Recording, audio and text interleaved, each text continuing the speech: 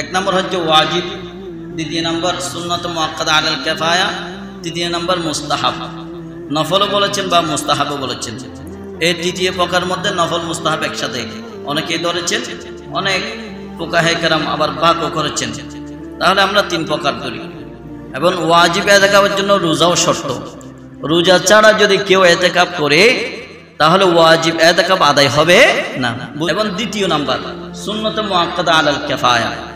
এই এতেকাফটা হলো রমজান মাসের শেষের দশকের মধ্যে। এই এতেকাফের জন্য রোজাও শর্ত। এবং এতেকাফ সুন্নত মুআক্কাদা আলাল কিফায়া বলতে এই মহল্লা থেকে যে কোনো বান্দা একজন, দুইজন, তিনজন যদি আদায় করে তাকে এতেকাফটাকে, তাহলে সবার পক্ষ থেকে এতেকাফ আদায় হয়ে যাবে। আর যদি এলাকা থেকে একজনও যদি না থাকে তাহলে সবাই গুনাহগার হবে। আল্লাহ পাক সবাইকে গুনাহগার হিসেবে ধরে নেবেন এবং সবাইকে আল্লাহ সুবহানাহু ওয়া তাআলা আল্লাহ না করুক, অনেক সময় এটার কারণে আযাবও দিয়ে থাকেন। আল্লাহ পাক প্রত্যেককে ক্ষমা করুন, সব বলে আমিন। তাহলে তৃতীয় নম্বর এতেকাফ হলো মুস্তাহাব। এই মুস্তাহাব এতেকাফের জন্য রোজা শর্ত নয়। এই এতেকাফ কিভাবে? আপনি একদিন নিয়ত করেছেন। এতেকাফের জন্য শর্ত হলো নিয়ত করা। দুইটি শর্ত রয়েছে। প্রথম একটা শর্ত হলো খুবই গুরুত্বপূর্ণ, এই শর্তগুলো, এগুলো না থাকলে আপনার এতেকাফ হবে না। প্রথম নাম্বার হচ্ছে নিয়ত। দ্বিতীয় নাম্বার হচ্ছে যে মসজিদে 5 ওয়াক্ত জামাত সহকারে নামাজ আদায় হয় ওই মসজিদে এতেকাফ করতে হবে। অনেক সময় মসজিদের মধ্যে অনেক মসজিদ আছে 5 ওয়াক্ত নামাজ আদায় হয় না, ওই ইবাদতখানা বলে আর কি। নির্দিষ্ট মুয়াজ্জিন এবং ইমাম সাহেব যে মসজিদে থাকে এবং 5 ওয়াক্ত নিয়মিত আজান এবং জামাত হয়, ওই মসজিদে আপনি এতেকাফ করলে এতেকাফ হয়ে যাবে। আর যে মসজিদে 5 ওয়াক্ত নামাজ আদায় হয় না, মাঝে মধ্যে আদায় হয়, তাই ওই মসজিদে আপনি যদি এতেকাফ করেন তাহলে ওই এতেকাফ আদায় হবে না। এতেকাফ অর্থ হচ্ছে অবস্থান করা, আল্লাহর সন্তুষ্টির জন্য অবস্থান করা, মসজিদে অবস্থান করা। সর্বোত্তম এতেকাফের জায়গা হচ্ছে কাবা শরীফ, হারাম শরীফের মধ্যে। দ্বিতীয় স্থান হচ্ছে মদিনা শরীফ, মদিনা মুনাওয়ারা। তৃতীয় স্থান হচ্ছে বাইতুল মুকাদ্দাস। এবং চতুর্থ স্থান হচ্ছে যে মসজিদে বেশি মুসল্লি জমায়েত হয় এবং জুমা আদায় হয়। এবং পঞ্চম স্থান হচ্ছে যে মসজিদের মধ্যে 5 ওয়াক্ত জামাত সহকারে নামাজ আদায় হয়। তাহলে স্টেপ বাই স্টেপ আছে না নাই? অনেকে ভাগ্যবান যারা উমরায় গিয়ে যারা এতেকাফ করছেন তারা বেশি সওয়াবের অধিকারী হচ্ছেন। যাই হোক, এরপরে আপনার এতেকাফ মহিলাদের জন্য কিভাবে? মহিলারাও এতেকাফ করতে পারবে, করবেন এবং আপনারা উদ্বুদ্ধ করবেন। মহিলারা এতেকাফ করতে প্রথমে স্বামীর অনুমতি নিতে হবে। স্বামী অনুমতি দিলে উনি নির্দিষ্ট কামরার মধ্যে এতেকাফ করবেন। নির্দিষ্ট কামরা লাগবে, নির্দিষ্ট রুম লাগবে, উনি সবসময় নামাজ আদায় করবেন। এবং বিনা উজুরে, বিনা হাজতে যদি ওই কামরা থেকে বের হয়ে যায় তাহলে ওনার এতেকাফ ভঙ্গ হয়ে যাবে। ওনার শারীরিক যত হাজত আছে ওই হাজত সারার জন্য উনি ওয়াশরুমে যেতে পারবেন। এবং বিনা উজুরে যদি বের হয় তাহলে ওনার এতেকাফ ভঙ্গ হয়ে যাবে। ঠিক তদ্রূপ মসজিদে যারা এতেকাফ করবেন ওনারা মসজিদে এতেকাফ করবেন বিনা উজুরে, বিনা আপনার কোনো প্রয়োজন নাই। আপনি গিয়ে রাস্তার মধ্যে হেঁটে আসলেন তাহলে আপনার এতেকাফ শেষ। বুখারী এবং মুসলিম শরীফের মধ্যে হাদিস পাক এসেছে।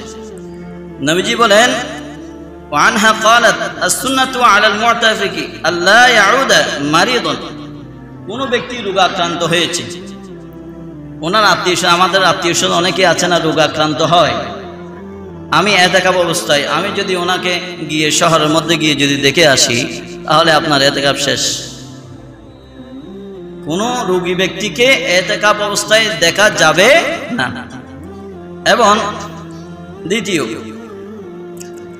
কোনো বান্দা ইন্তেকাল করেছে, আপনার আত্মীয় আরেক গ্রামে, অমুক গ্রামে, পার্শ্ববর্তী গ্রামে আপনার আত্মীয় একটা ইন্তেকাল করেছে, জানাজা হবে। আপনি মনে হচ্ছেন আমার আত্মীয়, আমার বিয়াই, আমার অমুক, আমার অমুক, আমি যদি না যাই তাহলে তারা মনে কষ্ট পাবে। এটা একটা হক রয়েছে, আমি এতেকাপ অবস্থায় আমি গিয়ে একটু জানাজা পড়ে আসি, তাহলে আপনার এতেকাপ ভঙ্গ হয়ে যাবে, হবে না। তাহলে কোনো দূরবর্তী গিয়ে আপনি জানাজার মধ্যে শরীক হতে পারবেন না। এরপরে এতেকাপ অবস্থায় আপনার স্ত্রীর সাথে সহবাস করা যাবে না।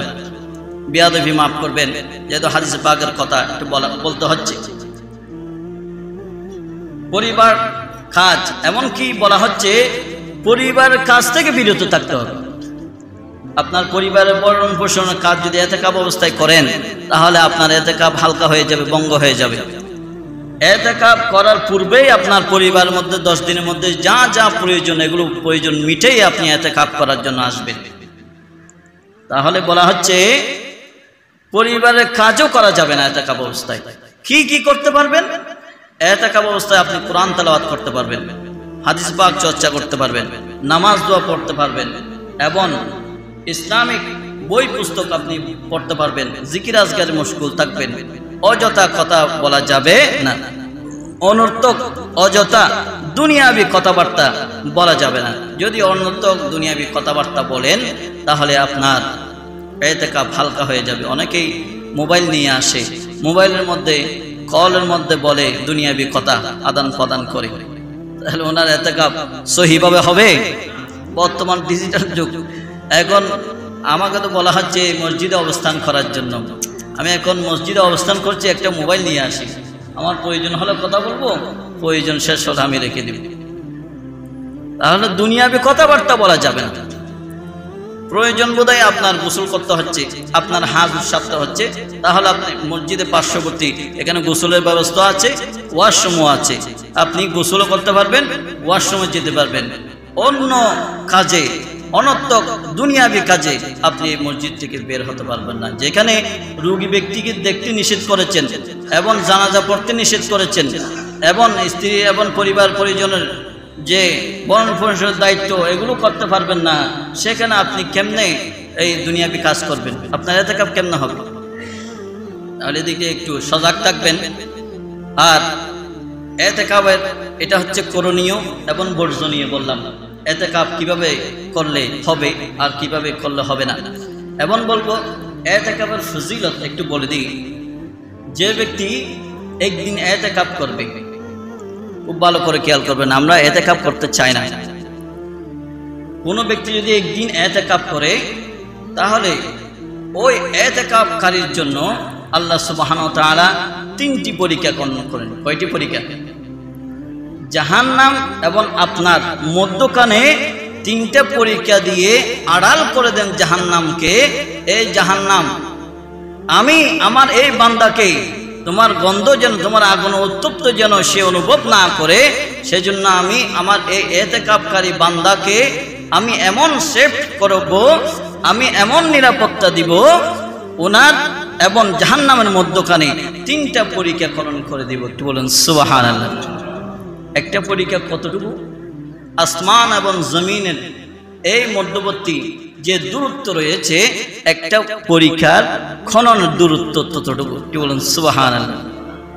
চোখ দিয়ে আমরা তারা দেখি, সে তারা দুনিয়া থেকে অনেক দূরে, হাজার হাজার মাইল দূরে, তাহলে আর আসমান এর ঊর্ধ্বে আরো কত দূরত্ব সৃষ্টি করেন একদিন এতেকাপ করলে। আর যে বান্দা 10 দিন এতেকাপ করবে, তার জন্য কি ফজিলত রয়েছে, সুবহানাল্লাহ, আল্লাহু আকবার। তাহলে আমরা এতেকাপ করতে রাজি আছি না নাই? প্রত্যেকে নিয়ত করবেন জীবনে একবার হলো এতেকাপ করবেন। পারেন তারা সপ্তাহে আদায় করবেন, একদিন হলো।